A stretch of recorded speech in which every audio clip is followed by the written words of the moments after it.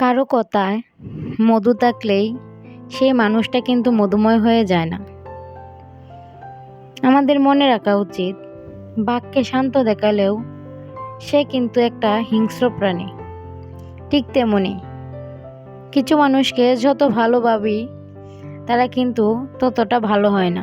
সুযোগ বুঝে ঠিক তাদের রূপটা দেখিয়ে যায়। আসসালামু আলাইকুম। রাহিস মম গ্যালারি থেকে আমি কলি। যে যেখান থেকে আমার আজকের ভিডিওটা দেখছেন, আশা করি আল্লাহর রহমতে সবাই ভালো আছেন। আলহামদুলিল্লাহ, আল্লাহর অশেষ রহমতে আমরাও ভালো আছি। তো সবাইকে অনুরোধ করব, প্লিজ ভিডিওটা না টেনে সম্পূর্ণ দেখবেন। আশা করি আজকের ভিডিওটা আপনাদের কাছে ভালো লাগবে। আমি প্রথমে রান্নাবাড়া দিয়ে শুরু করেছি। আমি পেঁয়াজটাকে ভালো করে একটু ভেজে নিয়েছি, তারপর একটু বাটা পেঁয়াজ দিয়ে দিয়েছি, আর এখন একে একে সবগুলো মশলা দিয়ে দিব। আমি আজকে ছুরি শুটকি ভুনা করব। আমি অল্প একটু পানি দিয়ে দিয়েছি যেন মশলাটা নিচে লেগে না যায়। আর এখন একে একে যে মশলাগুলো প্রয়োজন সেই মশলাগুলোই দিয়ে দিচ্ছি।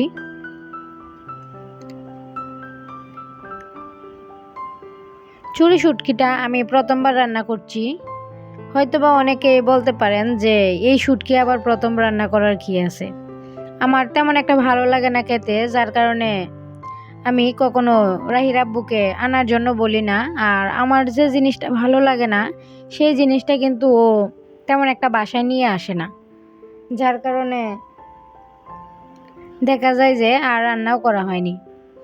কেন জানি হঠাৎ করেই ইচ্ছে হলো এই শুটকিটা খাওয়ার, তাই রাহির আব্বুকে বলেছিলাম, আর ও বলা মাত্রই নিয়ে এসেছে।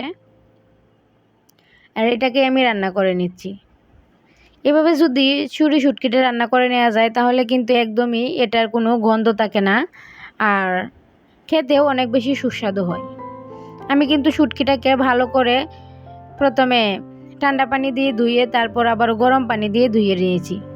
আর এই যে শুটকিটা দিয়ে এটাকেও একটু ভালো করে কষিয়ে নিয়েছি। আর এখন আমি ঝোলটা দিয়ে দিব। কে কে আমার মতো শুটকি খেতে ভালোবাসেন, কিন্তু এই ছুরি শুটকিটা তেমন একটা ভালো লাগে না, চাইলেই কিন্তু কমেন্ট করে জানাতে পারেন। আমি ঝোলটা দিয়ে দিয়েছি আর এটাকে একটু ভালো করে নেড়ে চেড়ে ঢাকনা দিয়ে ঢেকে দেব।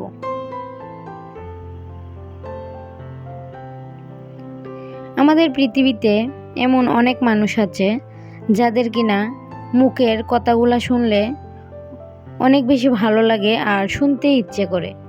আবার তাদের কিছু কিছু কাজকর্ম থাকে যে কাজকর্মগুলো মানুষকে এত বেশি দুঃখ কষ্ট দেয় যে যা বলে বোঝানোর মতো না।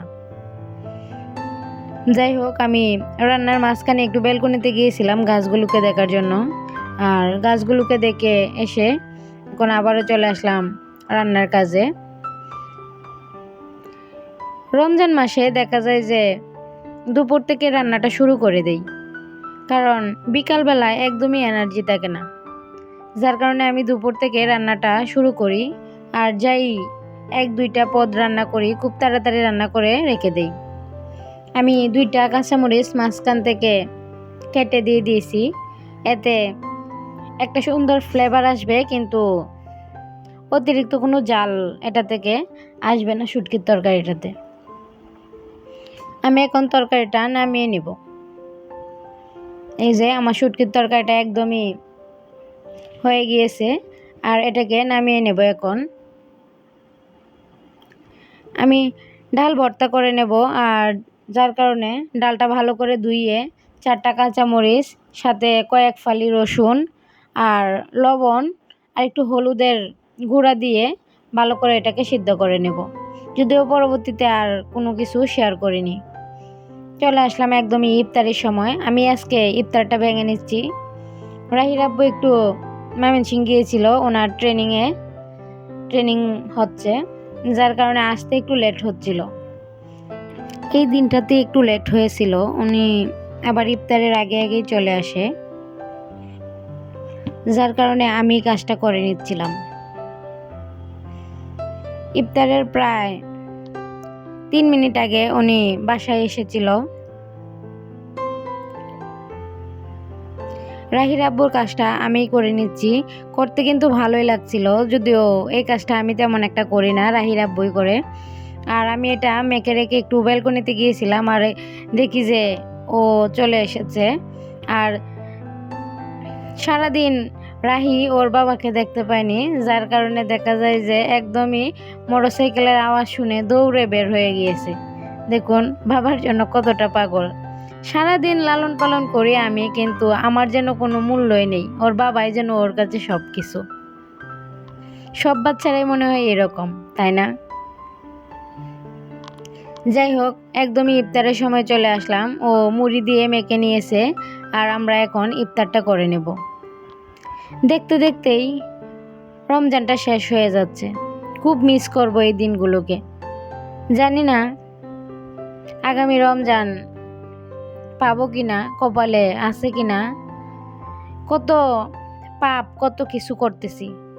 যদি কোনো ভুল হয়ে থাকে কিংবা আমার কথায় কোনো আপু ভাইয়ারা কষ্ট পেয়ে থাকেন, তাহলে প্লিজ ক্ষমা দৃষ্টিতে দেখবেন। আর আমরা ইফতার করে একটু বের হয়েছিলাম ঈদের শপিং করার জন্য।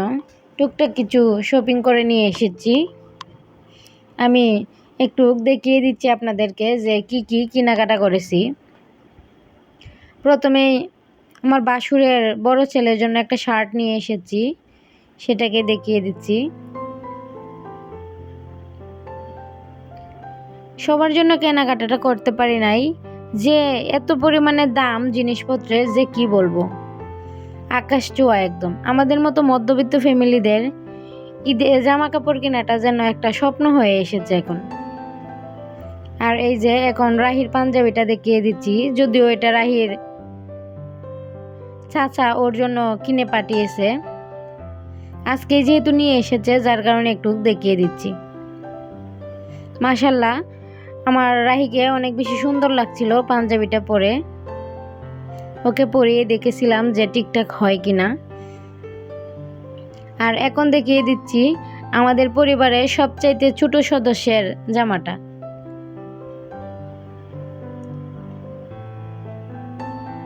এই যে আমার ভাসুরের ছোট ছেলের জামা, আর ওই আমাদের পরিবারের সবচাইতে ছোট। এই শার্টটার সাথে একটা প্যান্টও ছিল।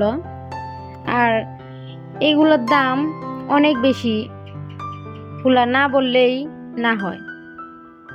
আর এই যে এদিকে রাহির জন্য কিনা হয়েছে একটা শার্ট আর সাথে প্যান্ট। জানি না এখন পর্যন্ত কেউ আছেন কিনা, যদি থেকে থাকেন আর একটা লাইক দিতে ভুলে গিয়ে থাকেন, প্লিজ একটা লাইক দিয়ে দিবেন। আপনাদের একটা লাইক আমার এই ভিডিওটা আরও কয়েকজন ভাইয়া আপুদের কাছে পৌঁছাতে সহযোগিতা করবে। হয়তোবা সেই ভাইয়া আপুদের কাছে আমার ভিডিওটা ভালো লেগেও যেতে পারে, তাই প্লিজ এই উপকারটা করবেন। আর যদি আমার ভিডিওর কোনো অংশ আপনাদের ভালো লাগে, তাহলে আমার বন্ধু হয়ে আমার পাশে থাকবেন যারা নতুন আছেন। আর যারা অলরেডি এই কাজগুলো করে দিয়েছেন তাদেরকে অসংখ্য ধন্যবাদ। এই যে 2টা কাপড় কিনে নিয়েছি, শাড়ি কাপড়, সব সময় রাফ ইউজ করার জন্য। আমার শাশুড়ির একটা আর আমার মায়ের জন্য একটা। 2টাই ডিজাইন একই রকম, শুধু কালারটা একটু ভিন্ন ছিল। আর ওরা তো এইগুলো অনেক বেশি পছন্দ করেছে, কারণ দেখা যায় যে গ্রামের মহিলারা কিন্তু সব সময় শাড়ি ব্যবহার করে। তারা শাড়ি ছাড়া অন্য কিছু, মেক্সি বলেন আবার 3 পিস বলেন, এগুলো কিন্তু তেমন একটা ব্যবহার করে না, যার কারণে শাড়ি কিনে নিয়েছি। আর এই যে রাহির আব্বুর শার্ট প্লাস প্যান্টের কাপড় নিয়ে এসেছে, আর সাথে পাজামা পাঞ্জাবি নিয়ে এসেছে। আর আমারটা এখন পর্যন্ত কেনা হয়নি, আমি একটু বলেছি যে ঈদের আগ মুহূর্তে কিনবো, কারণ দেখা যায় যে এখন যদি একসাথে সবগুলো কিনতে যাই তাহলে অনেকটাই টাকা শেষ হয়ে যাবে, আর এতে কিন্তু রাহির আব্বুর একটু সমস্যায় পড়তে পারে। আর এই যে আমার জন্য একজোড়া অ্যান্টিকের কানের দুল নিয়ে আসা হয়েছে, সাথে আমার বোনের মেয়ের জন্য, আবার আমার ফুফাতো বোনের জন্য জোড়া ক্লিপ নিয়ে এসেছি। এই যে ক্লিপগুলো কিন্তু সামনাসামনি দেখলে মাশাআল্লাহ অনেক বেশি সুন্দর লাগছিল। জানি না কতটুকু সুন্দর লাগছে আপনাদের কাছে। আর জিনিসগুলো কেমন হয়েছে অবশ্যই কমেন্ট করে জানাতে ভুলবেন না। আর এই যে আমার জন্য 2টা পিন নিয়ে আসা হয়েছে, আর একটা ক্লিপ নিয়ে আসা হয়েছে। যদিও এটা আমার না, আর একটা বোনের জন্য নিয়ে এসেছি। যাই হোক, আমাদের টুকটাক ঈদের মার্কেট করা শেষ হয়ে গিয়েছে। আর দেখতে দেখতে আমি ভিডিও শেষ পর্যায়ে চলে এসেছি। যারা এখন পর্যন্ত আমার সাথে আছেন তাদেরকে অসংখ্য ধন্যবাদ। আজকের ভিডিওটা এখান থেকে শেষ করছি। সবাই ভালো থাকবেন, সুস্থ থাকবেন। আল্লাহ হাফেজ। আসসালামু আলাইকুম।